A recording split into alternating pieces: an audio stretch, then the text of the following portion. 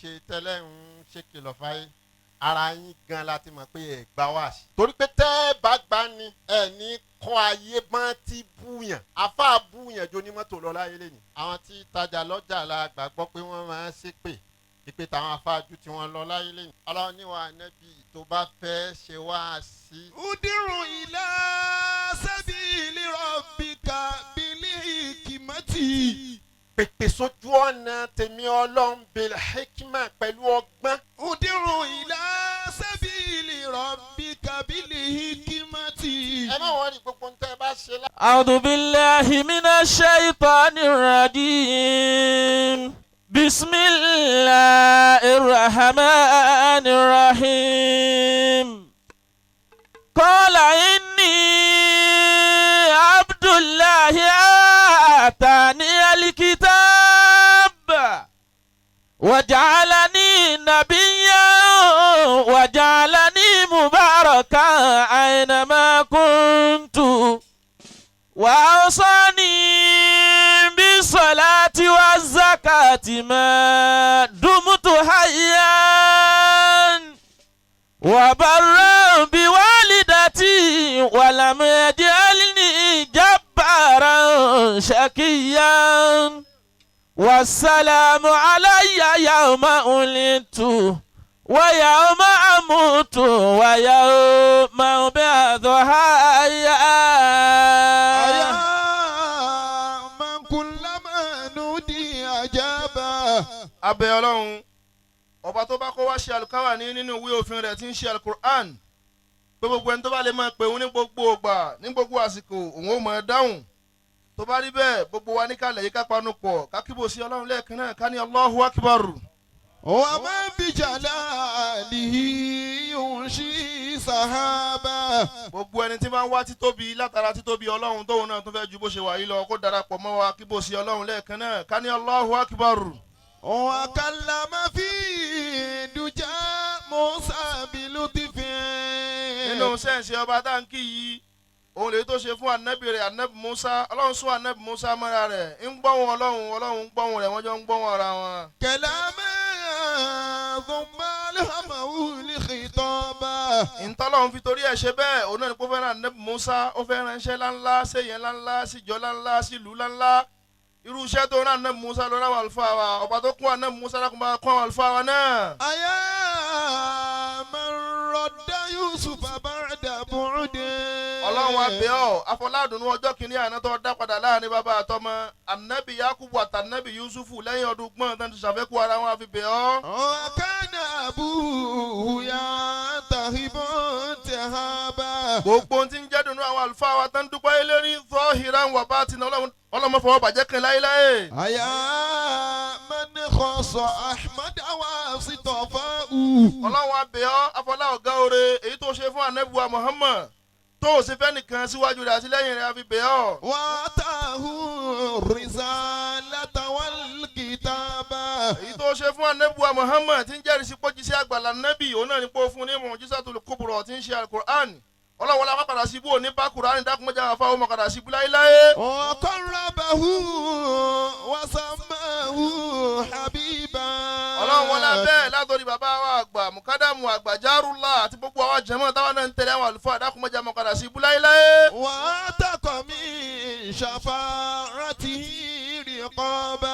ọlọ́wọ́lá bẹ́ẹ̀ látọ̀rí bàbá wa àgbà almudiru níkàlẹ̀ àti gbogbo jẹ̀mọ́ lọ́kùnrin àtobìnrin dákúnmọ́jà ọmọ padà síbú láéláé. lakali fadlul mubinu ala tori ọlọ́run kẹ́mi.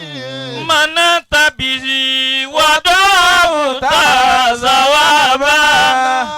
Mana tabihi wadahu tazawaba. abẹ́ olúwa. Olúwa. ọlọ́run kẹ́mi. Àmín. abẹ́ olúwa. Àmín. orí ọlọ́run kẹ́mi. Àmín. jẹ́ ká sí wí bàjẹ́. Jẹ́ ká sísọ níbi iṣẹ́ Olúwa. Àmín. Àwọn bá Olúwa lórí ọlọ́run kẹ́mi. Àwọn bá Olúwa lórí ọlọ́run kẹ́mi. Má jẹ́ ká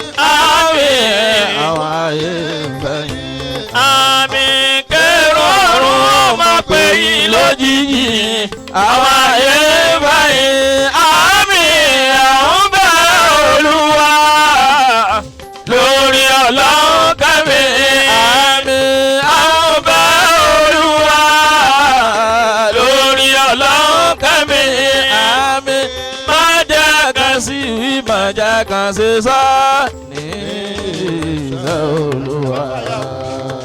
بسم الله لإلافه بسم بسم الله الرحمن الرحيم لإلاف قريش إلافهم رحلة الشتاء والصيف وليعبدوا رب هذا البيت الذي أطعمهم من جوع وآمنهم من خوف آمين يا الله آمين يا الله آمين يا الله.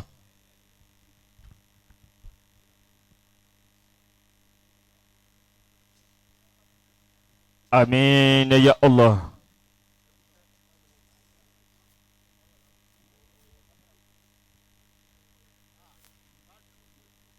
آمين يا الله آمين يا الله. آمين يا الله أعوذ بالله من الشيطان الرجيم بسم الله الرحمن الرحيم أعوذ بالله من الشيطان الرجيم بسم الله الرحمن الرحيم. الحمد لله رب العالمين الرحمن الرحيم مالك يوم الدين الحمد لله رب العالمين الرحمن الرحيم مالك يوم الدين. آمين يا الله. الله. صل اللهم وبارك عليه صلى الله عليه وسلم وعلى آله وصحبه وسلم. صل اللهم وبارك عليه وعلى آله وأصحابه وسلم. آمين. adúpẹ́ fún Ọlọ́run الحمد لله. ìkẹ́ Ọlọ́run àti ìgẹ́ rẹ̀ Ọlọ́run bá ṣàlékún ẹ̀ fún ànábì wa Muhammad. صلى الله عليه وسلم.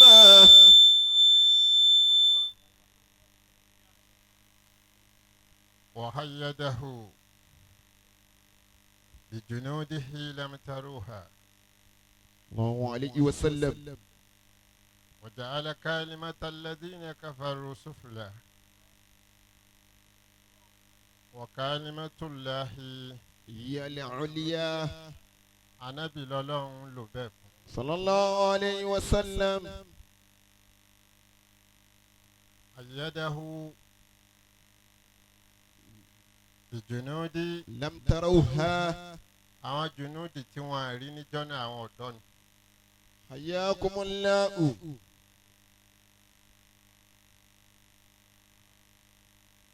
àwọn tí wọ́n kéré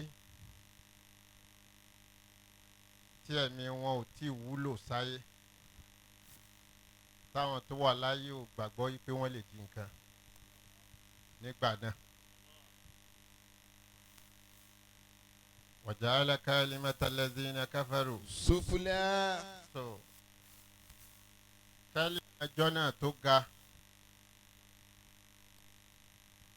àwọn èèyàn tó tóbi nígboro Mọ́kà ni. àṣẹ wa dé wa kalimatullahi هي العليا. wá sí tẹ̀bẹ̀ wá nù. حياكم الله. ọ̀dọ́ ò ṣe é fojú kéré ní tó bá bẹ̀rẹ̀ sí ní bàjẹ́ lọ́wọ́ ọ̀dọ́ nínú ilé kan àwọn àgbà ibẹ̀ ò lè rátúnṣe ṣe torí yóò máa bàjẹ́ lọ ni. ànábì tọ́lọ́run wá gbìjà bẹ́ẹ̀ ọlọ́run bá ṣàlékún kẹ́ ànábì. آمين يا الله. àwọn ẹni rere lápapọ̀ ọlọ́run bá ṣàlékún kẹ́ àwọn náà. آمين يا الله.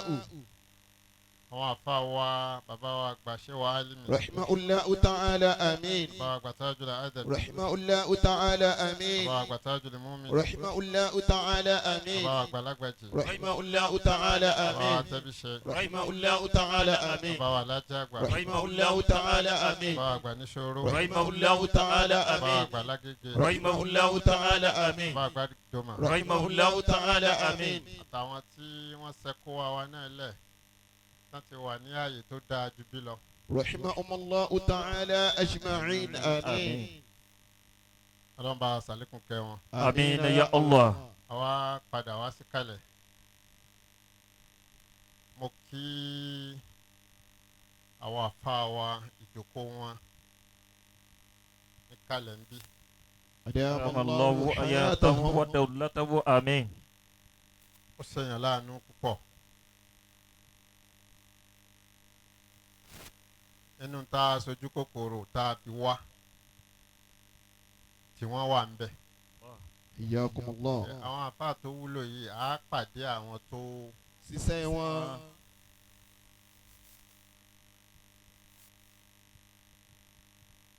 لا يعرف قيمة العلماء إلا ما كان له عقلا وحلما وفهما. ó lè mọ báwọn àfáà ti tó àfẹnitọ́lọ́n bá bùn ní ẹ̀bùn kan mẹ́tẹ̀ẹ̀ta. man qala hilmuhu kasura itiraduhu ala ma la yanbaghi itiradu alayhi. ẹni ìmọ̀ rẹ̀ bá kéré yóò kọlu àwọn àfáà. ẹnìkan ò ní rí i pé ìmọ̀ àfáà kan kéré tó wà lára rẹ̀ kéré ni. حياكم الله àmọ́ ọlọ́run wọlá iṣẹ́ ń ṣe wọn. alihilmu yutihu lifuqaraha bastul muluk. ìmáàmá sọ mẹ́rú dọ́ba. wọ́n fi iṣẹ́ wọn sára yín wọ́n dẹ̀ tan ìmọ́lẹ̀ yín kárí ayé. bó bá kù sọ́wọ́ yìí nìkan حياكم الله ọlọ́run ní fara ní àwọn àfà. آمين يا الله níjọ́ tí ojú bẹ̀rẹ̀ sí ní dùn bàbá wa Nuru Hakim رحمه الله تعالى ẹ wí dáadáa. رحمه الله تعالى تعالى آمين. àgbàlagbà tó láàyè lókè pẹ̀ tó tún wá láàyè lókè sánmà ni wọ́n ń pè ní Nuru Hakim. نور حكيم àfà ni wọ́n ẹ̀yin lè máa mọ̀ wọ́n. حياكم الله wọ́n bá ti dákọ̀ àwọn ẹni rí àfi kéèyàn máa sọ̀rọ̀ rí síbẹ̀. رحمه الله تعالى آمين ìgbà tójú bẹ̀rẹ̀ sí ní dùn wọ́n ọ̀kan nínú àwọn ẹni ọlọ́run wá ní tánjọjọ́ rẹ̀ ọ wá ní ojú dídùn báwo lọ wí nǹkan báyìí kójú náà máa rí náà padà bàbá wa ní àwọn náà máa ń tó wí wọn àmọ́ ń bí ọlọ́run fẹ́ káwọn rí ayé mọ́ náà làwọn ti rí mọ́ kó fi àwọn lẹ̀ báyìí táwọn fi lọ pàdé ẹ̀. حياكم الله àwọn tó ṣiṣẹ́ irú yín yìí ẹni ire ni wọ́n. ó sì dá mi lójú yìí pé àwọn ẹni rẹ̀ ọba mi mọ ìhà tí máa kọ sí wọn. abẹ́ ọba náà kó ṣe àwọn àfáà pẹ̀lẹ́pẹ̀lẹ́. آمين يا الله. wá kí wọ́n pé wà ilẹ̀ hamad. إن شاء الله lẹ́yìn bẹ́ẹ̀ padà wá sí ìjókòó yìí nínú ẹ̀ ni mo ti kí àwọn àfáà wa imam láti ìlú Ẹdẹ. دام الله حياته alihubu abdul min alhidma. a tó pè yín pa ń bọ̀ wá ṣẹ́dẹ̀ àbí à ń bọ̀ wá sí Òṣogbo a tó bá a sì tó bẹ́ẹ̀ à ní ṣe bẹ́ẹ̀ torí pé gbogbo ẹni tí ń bá ti ń ṣe tó tó ọlọ́run padà dá ní tí ò tó bọ́ ọlọ́run. àwọn afáwa gbúrò àwọn àwa kẹ́ wá pàdé ọba tó ní ìnàlẹ́ wá pàdé lára wa ntẹ́ fẹ́ kó fi kí yín bẹ́ẹ̀ ọlọ́run dákun sábà fi kí yín. آمين يا الله. àwọn ni mo fi kí àwọn àfà mo kí àwọn àfà mo kí àwọn àfà wa àgbà ọlọ́run ló mẹ́rú ẹ̀. أدام الله الله حياته حياته ودولته ودولته آمين آمين. manjala sukara àti mẹ́ta ní ìmọ̀ ja'alahu Allahu fa'ati al-masjid ẹni a bá sọ̀rọ̀ fún tó dúpẹ́ ta kọ́kọ́ ni ó fi ọpẹ́ ní sílẹ̀ àwọn tó kù tí ń bọ̀ ni èyí tá ń sọ ohun ipa tèmi ò ká ẹni tí ò ní rúùmù kan só lè gba عافاكم الله ọlọ́run máa ń dúpẹ́ fún àwọn afáwa púpọ̀. Amin ya Allah. mo kí wọn pé wàyí lálẹ́ hamad. Insha Allah. mo kí afáwa àrídùnnú. mo kí afáwa fọ́rìn. mo kí afáwa abdulbasit. mo kí afáwa bájà. mo wá fi kí àwọn afáwa tán gbà wá lálejò níkàlẹ̀ lọ́tún ló sì pé afọ oníbàárò gan. lọ́yà azim. wẹ́ ọlọ́run ló lọ́rọ̀ sá. mo kí yín púpọ̀ pé wàyí lálẹ́ hamad. insha Allah. mo kí àwọn ummatul mu'minin kọ́lá àbá ń rojọ́ ẹ bá kí àwọn náà pé wàyí lálẹ́ hamad. insha Allah.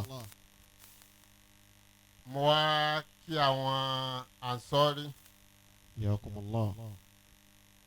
ẹrú ọlọ́run tó ń náwó bí ṣe ń nà yìí kò kí ń ṣe òpònú. ọ̀nàrẹ́bù barista azim.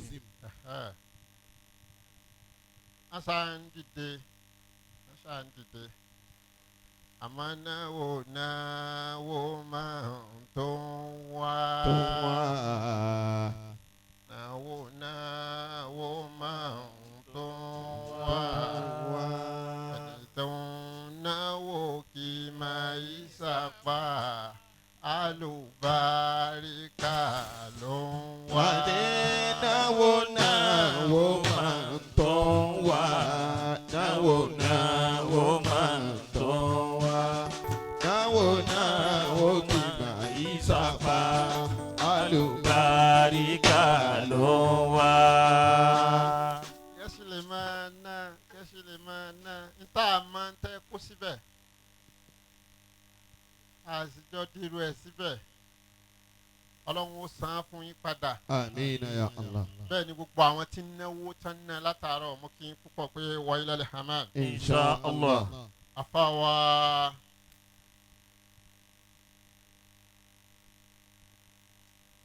méjèèjì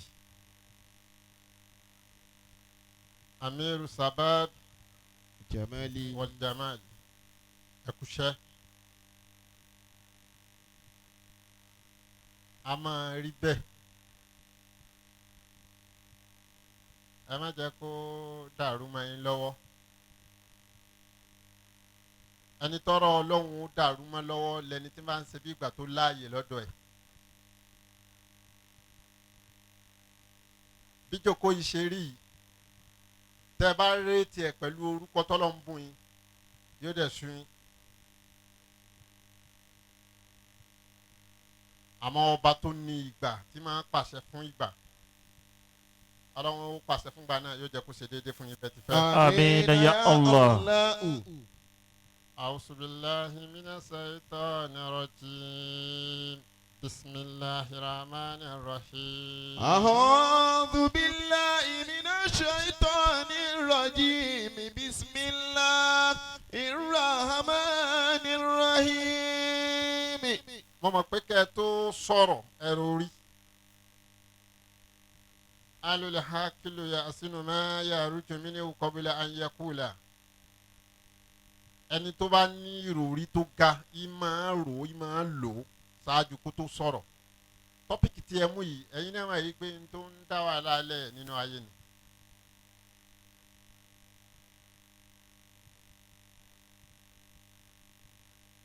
bí ó bá wá ní àtúnṣe nínú àwọn tá à ń retí àtúnṣe lọ́dọ̀ rẹ̀ lẹ́yìn náà wà. ojúpọ̀nà tí wọ́n á sí dà láyé lẹ́ni kò fẹ́ wu ẹni tó fẹ́ ṣe é mọ́. torí uslub táwọn èèyàn fi ń ṣe wáàsí láyé lẹ́ni iná lára ayé fi ń gbà á. àárín ọ̀dọ́ yìí ló wá kún sí àtàgbàlagbà míì tí ò bá dá nǹkan kan mọ̀. tí n bá ṣàìtì ẹ̀sáǹpù kan ẹ̀rí pé tẹ́ bá ti wà lóde ẹ̀mọ́ra yín kí mọ́. nígbà téèyàn bá bọ́ọ̀lẹ̀ níbi irú bẹ́ẹ̀ ni yóò ṣe wáàsí àbí kò ṣe wáàsí ó fẹ́ pàdé oní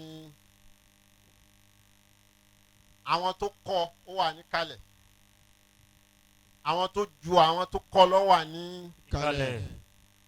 àwọn tán jọ bí wọn wà ń kalẹ̀ àwọn tán ṣe déédéé àwọn tán jùlọ bó ti wá bọ́ọ̀lẹ̀ tí ń bọ̀ nì tán ti tan kámẹ́rà fún ni kámẹ́rà ni ó sọ déédéé bí ó ti kíkó wa. Jazakumullah. ọlọ́run sì ó ti pàtàkì kíkí. ọlọ́run gbé kíkí títóbi púpọ̀. ọlọ́run ò fẹ́ ká dára wa láàmú níbi kíkí ló fi sọ yìí pé gbòòràn kíkí òun ló ń ní. àmẹ́yà àfa àtẹ̀fẹ́ máa ṣe wá sí fáyé tọ́lọ́run ó padà bí yín. ọlọ́run sọ fún ànábì wa Muhammad Sallallahu alayhi wa sallam. oníwàásí àgbà níbikíbi ọlọ́run ní wa ànábì òdìhó. Ila sabili rabbika bil hikmati wal maw'izatil hasana wajadilhum billati hiya ahsan inna rabbaka huwa a'lam biman dalla an sabilihi wa huwa a'lamu bil muhtadin. ẹ jọ̀ọ́ kí la tún fẹ́ gbà gan ara yín ẹ̀yin tẹ́ ń ṣe tẹ́lẹ̀ ń ṣe kìlọ̀ fáyé ara yín gan la ti mọ̀ pé ẹ̀ gbá wáàsí.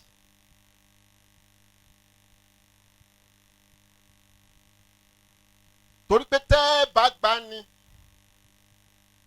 ẹ ní kọ́ ayé máa ti búyàn àfa búyàn jo ní mọ́tò lọ láyé lẹ́yìn.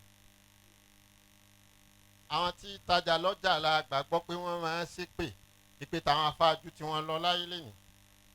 ọlọ́run níwà nẹ́bí tó bá fẹ́ ṣe wá sí. Udiru ila sabili rabbika bil hikmati. pèpè sójú ọ̀nà tèmi ọlọ́run bil hikma pẹ̀lú ọgbọ́n. filẹ̀ Udiru ila sabili rabbika bil hikmati. ẹ má wọ́n rí gbogbo nǹkan ẹ bá ṣe láyé nínú wáàsí tẹ́ bá gbàgbọ́ pé ẹ rí ṣe kò dáa lọ́dọ̀ ọlọ́run. gbogbo ṣẹ́ẹ́rẹ́ táwọn ẹni rí bá rí ṣe láyé wọ́n máa ń rí níwájú wọn páwọn ò rí ṣe ni.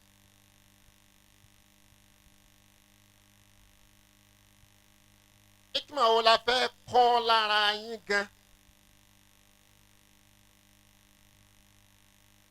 ẹ wo báwọn afa wa ṣe kọ́ wa níjọ́ tí wọ́n ń kọ́ wa wọ́n sọ̀kalẹ̀ wọ́n wọ́ sọ́ọ́rẹ́ kọ́ wa ní kéwú wọ́n sì la sọ́ọ́rẹ́ ńlẹ̀ wọ́n wọ bàtà gidi wọ́n dé fìlà gidi wọ́n wá sọ wá di déédéé ara wọn nígbà tí wọ́n fẹ́ kọ́ wa à ń pè é wọ́n sì ń tú fún wa. ẹ wá wọ àwọn táwọn afẹ́ kọ́ láyé lẹ́nìí a fi aṣọ sọ fún wọn pa àti dèèyàn a fi bàtà sọ fún wọn pé èèyàn ni wá ajúweru fìlà tá à ń dé ajúweru ilé tá à ń gbé ẹjọ́ àwọn ọmọ tá a fẹ́ kọ́ ń báwo la ṣe fẹ́ kán yà. mo rántí ẹ lọ́dún kan pé nǹkan kọ́ dá nǹkan ṣe láyé bàtà ni mo kọ́ dára rí àwọn tó sì mọ̀ tán ẹ wà ń bí mo lọ ra bàtà sanda mo ara bàtà ní ọ̀kẹ́ márùn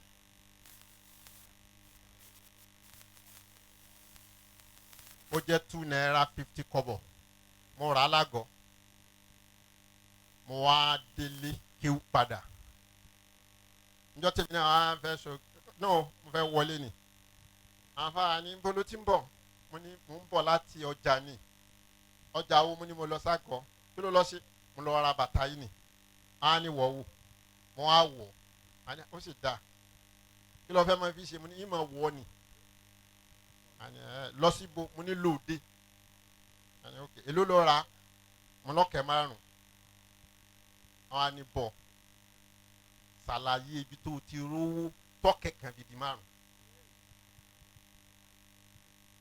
á pe àwọn àfàlẹ́ kíw mẹ́ta bàtà yẹn kí n rù kán wá kó tẹ̀lé mi kí ká tẹ̀lé mi kán máa wá lù mí lọ bí tí mo ti rà yí pé ó jalè ni. kán wá bẹ nìyẹn yí pé kó gba bàtà kán kó owó bàtà mi fún mi kí n má kó bọ̀ wá. ilé kéwú. ó sì gba bàtà náà a sì délé ké padà wọn bá ní otí tó lò tó bá wọ bàtà sándà $2.50 tó bá délé kéwú níjọ́ sátidé padà àwọn tó fẹ́ máa kọ́ tí wọ́n bá rí lẹ́sẹ̀ rẹ̀ wọn ò ní gbọ́ kéwú má bàtà tó wọ̀ lókùn tí wọ́n máa lé. láyé lẹ́yìn sáà ń fi bẹ́ẹ̀ kọ́ mọ́ bá a kọ́lé kò pamọ́ bá a ra mọ́tò kò pamọ́ bá a jẹun tó dáa kò pamọ́ kódà bá a sọ̀rọ̀ rẹ̀ afẹ́káyé mọ̀ yí pé lágbájá ló sọ. Ọlọ́run ní sọ fún wọn tó bá fẹ́ ṣe wá sí ìrẹ́ olùkọ́ àkọ́kọ́. Udiru ila sabili rabbika bil hikmati. Lo hikima ni ọgbọ́n ni kò lò. Àwọn tán fẹ́ gbọ́ wá sí rẹ̀ wọ́n pélé rí jù ẹ lọ. Lákọ̀ọ́kọ́. Wal mau'izatil hasanati. Bí wàásù bá fẹ́ lé ni wọ́n máa ń pè ní wàásù. Nítorí lé nínú ọ̀rọ̀ Ọlọ́run ni wọ́n máa ń pè ní kìlọ̀. Bọ́ba bá wà sí débi ìkìlọ̀ jẹ́ kí ìkìlọ̀ rẹ náà dáa kì í ṣe pé kó fi pọ́ìntì ẹnìkan pé lágbájá ni mò ń bá wí. Ẹ ń sọ̀rọ̀ síra yín lénìí. Ẹ̀yin tẹ̀ ń ti ń búra yín tọrọ àárín ara yín ò parí. Tára ayé bá ń jà tán bá pè yín pé kẹ́ wá parí ẹ̀ Ọlọ́run ní bùn yín lásìkò tí ó fi parí. Ẹlẹ́ẹ̀kejì nù ni. Wajadilhum billati hiya ahsan. Kò sáfà tó lè tó àwọn sọ̀hábà dèkòdèkò wípé yóò ta ànábì Ọlọ́run. Ó dìde ànábì lọ́lọ́run ń kìlọ̀ fún bá mi. Ó wá ní tẹ́ bá tún wá fẹ́ ṣe fàǹfà láàrin ìwọ àtàwọn àwọn tó fẹ́ ṣe wá sí kọ́ tó ṣe wá sí fún kọ́ àwọn jadilhum Billati hiya ahsan. àwọn hálù lè kìtàbì ni. Níjọ́ tó bá wá bọ̀ tó bá sọ pé n tó sọ yóò rí bẹ́ẹ̀. Tó bá fẹ́ clear rẹ̀ yí pé ó rí bẹ́ẹ̀ kí ẹ ṣe pé kó o bú wọn fi hàn wọ́n lọ́nà tó gbà dáa ni. Inna rabbaka Torí pé ọba rẹ tó rẹ̀ ń sẹ́. huwa a'lamu bima dalla an sabilihi. Èmi ni mo mẹ́ni tó mọ̀nà láàrin àfa àti ń ṣe wáàsí àtàwọn ará ayé tí ń gbọ́. Èmi ni mo mọ olùmọ̀nà láàrin ẹ̀yin méjì. Wa huwa a'lamu bil muhtadin. Ẹ̀yin ọ̀dọ́ tọ́lọ̀ ń ti kékeré gbèsè àfa yín hàn lára yín. Ọlọ́run ó ń kí àfa lára ọmọ mi. Ọlọ́run kí òbí lára wọn ẹlòmíì. Bá a ti pọ̀ yìí ntọ́lọ́run kí lára ẹnìkọ̀ọ̀kan nínú mímọ̀ wa ọ̀tọ̀ọ̀tọ̀ ni. Nísọ̀kalẹ̀ kò sí ní tá máa fi ọ̀dọ́ ṣe. Ànábì wa Muhammad ló sọ. Sallallahu alaihi wasallam. Láàyè tá ànábì ti sọ̀rọ̀ kan yí pé Nazarani ya shababu. ànábì ó fẹ́ kọ́ àwọn ayé lẹ́kọ̀ọ́ láàrin ọ̀dọ́ ságbàlagbà. Ìjọba sì ń pè ní ọ̀dọ́ bàbá ti wò ó láàrin ọmọ ọdún 10, 12, 13 tí ó fi wọ 20 to 21 pàtàkì tán báwọn. Nítorí bá fẹ́ fàyè ẹ̀ ṣe kó tó 20 to 21 nípa ẹ̀kọ́ owó ti gbọ́dọ̀ balance. Bó bá gbọ́n ọmọ ogún ọdún ti gbọ́dọ̀ máa ń tó ń ṣe. Ànábì wa sọ pé wọ́n ràn mí lọ́wọ́. Ashababu. Àwọn ọ̀dọ́ ni wọ́n ràn mí lọ́wọ́ ní gbòòrò Mẹ̀dínà yìí. Wa adallani ashuyukhu. Lásìkò táwọn àgbàlagbà ń yẹpẹrẹ mi tá ń fa aṣọ àpẹẹlẹ mọ́ mi tá ń fa ya lára mi àwọn ọ̀dọ́ nìkan ni mo rí. Ànábì wa ka ọ̀dọ́ 4. Awalan. Wọ́n náà kíyèsí ní tó bá ṣe ń nì. Ẹ bá máa rò pé bóyá bí ó ṣe máa lọ nìyẹn o. Gbogbo ntọ́lọ́ ń bùn wá yìí àwọn kan ló jìyà ẹ̀. Kíní tá a rẹ̀ mú dání yìí. Ẹni á bá yẹn ẹnu wa pé kó fi sọ̀rọ̀ kó má sọ tòní mọ́ o. Àwọn àfáà kan ti sọ̀rọ̀ lánàá níjẹta tán bá ń ṣe wáàsí èyí ó rò pé wọ́n ń rí sánmà ọlọ́run ni wọ́n kú padà kúrò ọmọ kí wọn kódà àmà ọmọ wọn tán bá sì ń ṣe wáàsí ẹ mọ̀ sọ pé nílẹ̀ Yorùbá yìí náà dẹ̀ ni wọ́n wà wọ́n tán yẹn ẹ má máa fagbára sọ̀rọ̀ ẹ má máa sọ pé kò sí ntẹ́ lè dá pọ̀ tọ́lọ́n bá tú àṣírí yín Ọlọ́run nìkan ló lè fẹ̀dá da ohun gbogbo àwọn ọ̀dọ́ mẹ́rin yìí wá kíyèsí wọn láti. Mashabu bunu Umeri. nínú àwọn ọ̀dọ́ tá Ànábì sọnù ni pé òun ríran lọ́wọ́ Ọlọ́run lára wọn ìbá dá káyé ríran lọ́wọ́ Ọlọ́run lára rẹ bó ṣe jọ́dọ̀ àfáà yìí. Mashabu Bunu Umeri. àkọ́kọ́ ni nínú ọ̀dọ́. Awalu safiri fil Islami. bàbá níta ni ambassador àkọ́kọ́ fún Islam Mashabu ni òun là Ànábì kọ́kọ́ gbé dìde láti Mákà lọ Mádínà ipe kó lọ polówó Islam fún wọn bẹ́ẹ̀ kò sí níjọ́ tí Mashabu wọ Mádínà kò sí ilé kan tí ó yà ó dẹ̀ rí sẹ́ni nìjẹ́ ọ̀dọ́ ni Athani.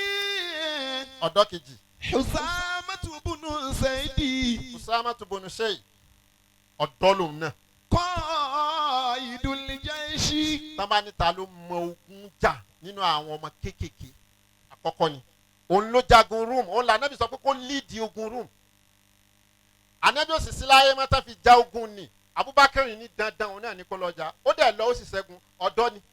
Athalith. ẹlẹ́kẹta Zaidu bun Sabiti. Zaidu bun Sabiti ọ̀dọ́ ni òun náà Khatibul wahyi. ó ní àkọ́kọ́ sẹ́kẹ́tírì nínú Islam yìí. Wa jami'ul Qur'ani. ìwà yìí bá dé òun là Ànábì ó sọ fún kí ó lọ kọ́ sára òkúta ó ní ọpọlọ tó pọ̀ ìgbà tí ó sí Ànábì má tó di ayé Abubakar ó ní wọ́n kàláfà rẹ̀ bọ̀ pé ok lọ kó Kùránì kó lọ kó jọ Ọlọ́run bùn lọ́pọlọ tó yanjú kí làwọn afọpọlọ tí wàá ṣe gà kí wàá lọ́dọ̀ kẹrin. Itabu bun Saidi. Itabu bun Sheikh òun lọ́dọ̀ kẹrin. Amiru Makkata ba'da fatihi Makkata. nígbà tọ́lọ́ ń gba Mákà padà fún Ànábì òun là Ànábì gbé sí ààyè ńlá yìí pé ìwọ máa jẹ́ Amiru Mákà àwọn tá a wá kà yìí ẹni tó dàgbà jù nù wọn wọ 21 years. Wa huwa fi ihda wa ishirina min umri.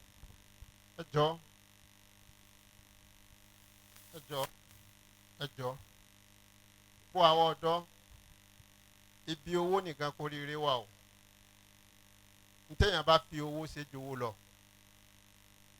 ibi mímọ́ nìkan kó rere wà ntá bá fi ìmọ̀ wa ṣe ó ju ìmọ̀ lọ man ya'mal mithqala dharratin Fahuwa yarahu. ìbá dáa ká gbìyànjú ká fi ní dad ní ntá fẹ́ ṣe lọ́la manhaj eléyìí tẹ́ kó wájọ sí ilé nìyí Ọlọ́run ní ṣẹlẹ̀ yìí láṣẹ mọ́ Àmín. kò dẹ̀ ní ṣẹlẹ̀ ọ̀kan tó kù Àmín ya Allah. gbogbo tí ẹ sọ àti gbogbo èèyàn tó kọ́mẹ́ǹtì ń bí gbogbo ẹ̀ ló lé sí a máa máa gbèsè rẹ̀ níbi tó tọ́ àti ibi tó yẹ subhana rabbika. Rabbil izzati amma yasifuna wa salamun ala al-mursalin walhamdulillahi rabbil alamin.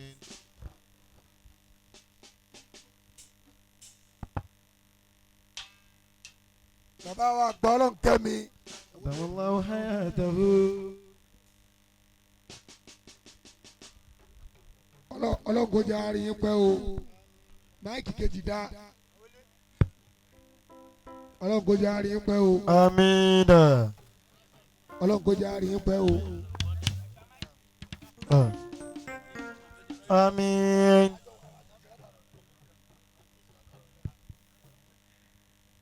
ọlọ́run bá aṣọ bàbá dé láyà tàlàáfíà o. Amina.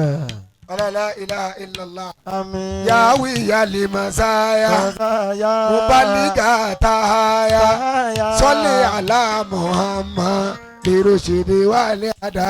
Allah ya yali masaya. a lọ sọ́dọ̀ bàbá yìí Ya tahaya. fún àwọ́dì wọn. Ala Muhammad. Ee. Birushidi wali adaya. àwọn àwọn àlìkẹ́ ó pè mí àti ṣíṣe àwọ́dì wọn ló kù báyìí. yàwí yàlè masaya. Masaya. Masaya. Masaya. ń lù fún mi ó ní tẹ́ máa ń lù fún mi mo gbọ́ ìlú kan ni ní tẹ́ máa lù fún mi nìyẹn. صلوا عليه وسلموا تسليما صلوا عليه وسلموا تسليما صلوا عليه وسلموا تسليما صلوا عليه وسلموا تسليما الله خليك ذكرك حبيبي لم يزل ọba yẹsikili kuluba. bàbá wa na ima. day by day yasẹ yìí dá. abẹ́lẹ̀ ìdè ozi dàmà káàtà. S. Robert. wàmọ̀ kọ́ máa ń ṣe. àdèmà. ó dá wàmọ̀ kọ́ máa ń ṣe. Easy, wàmọ̀ kọ́ máa ń ṣe. Easy. ẹlẹ́nu bọ̀ kwa. wàmọ̀ kọ́ máa ń ṣe. Easy. wàmọ̀ kọ́ máa ń ṣe. nínú fún ṣe àdìmá. yá máa ń ṣàlàkìtò. ìdájà o wá sábẹ́ ìlà fún. sọ̀lọ́ alẹ́. Taslimu taslima. alalu mustapha. Sallu fa inna salatahu. amanu minallah. Afati wanu kabati. inna solata. Ala nabiyyi dawa'u. inna solata. Ala nabiyyi dawa'u. inna solata. Ala nabiyyi dawa'u. inna so. mukobala. Ala nabiyyi dawa'u. alikẹ́ pè mí dà. inna solata. Ala nabiyyi dawa'u. tushifili jaro. Ima yakunu zakima. ọdíkọ̀ lárọ̀ bùkà o. Kita bimu baina. sọlọ alẹ́. Wasallimu taslima. zize da. Wasallimu taslima. sọlọ alẹ́. Wasallimu taslima. sọlọ alẹ́. Wasallimu taslima. èyí sì ní kírun ká. Habibi lam yazal.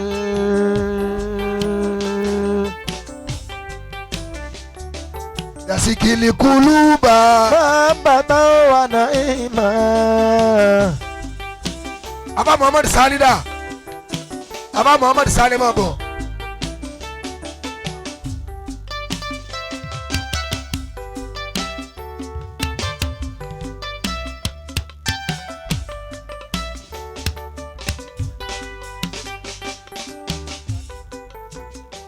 Wasallimu taslima.